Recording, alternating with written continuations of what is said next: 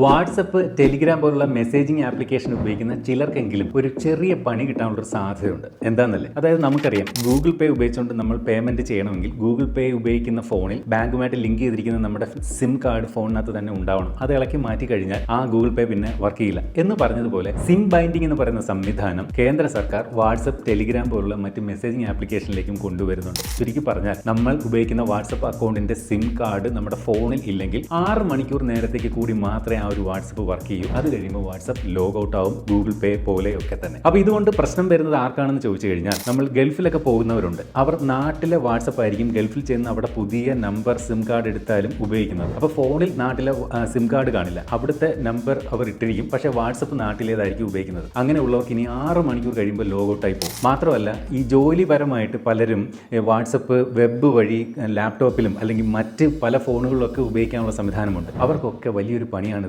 വരുന്നത്. SIM card ഇട്ടിരിക്കുന്ന ആ നമ്പറിലുള്ള ഫോണിൽ മാത്രമേ വാട്സപ്പ് വർക്ക് ചെയ്യും. സിം കാർഡ് ഊരി കഴിഞ്ഞാൽ 6 മണിക്കൂർ കഴിയുമ്പോൾ ലോഗ് ഔട്ട് ആവും. ഇങ്ങനൊരു സംവിധാനം 90 ദിവസത്തിനുള്ളിൽ ഇന്ത്യയിൽ നടപ്പിലാക്കാൻ പോവുകയാണ്. അതായത് ഫെബ്രുവരി 28-നുള്ളിൽ ഈ ഒരു സംവിധാനം നിലവിൽ വരും. അതുകൊണ്ട് തന്നെ ഇത് അറിഞ്ഞിട്ടില്ലാത്തവരിലേക്ക് ഈ ഒരു വീഡിയോ ജസ്റ്റ് ഒന്ന് ഷെയർ ചെയ്ത് എത്തിക്കണം. കാരണം ഈ ദിവസത്തിനുള്ളിലൊക്കെ ഗൾഫിലേക്ക് പോകാനുള്ളവരൊക്കെ പലരും ഉണ്ടാവും. അവരൊക്കെ ചിലപ്പോൾ അവരുടെ സിം കാർഡ് എടുക്കാതെ ആയിരിക്കും ഗൾഫിലേക്കൊക്കെ പോകുന്നത്. അത്തരക്കാർക്ക് അവിടെ ചെന്ന് കഴിയുമ്പോൾ, അതായത് ഫെബ്രുവരി 28 കഴിയുമ്പോൾ വാട്സപ്പ് വർക്ക് ചെയ്യാതെ വരും. അപ്പോൾ അങ്ങനെ സ്ഥിതി വരാതിരിക്കാൻ ജസ്റ്റ് ഷെയർ ചെയ്യുക. ഇതുപോലുള്ള വിവരങ്ങളെത്താൻ നമ്മുടെ പേജ് ഫോളോ ചെയ്യാനും മറക്കണ്ട.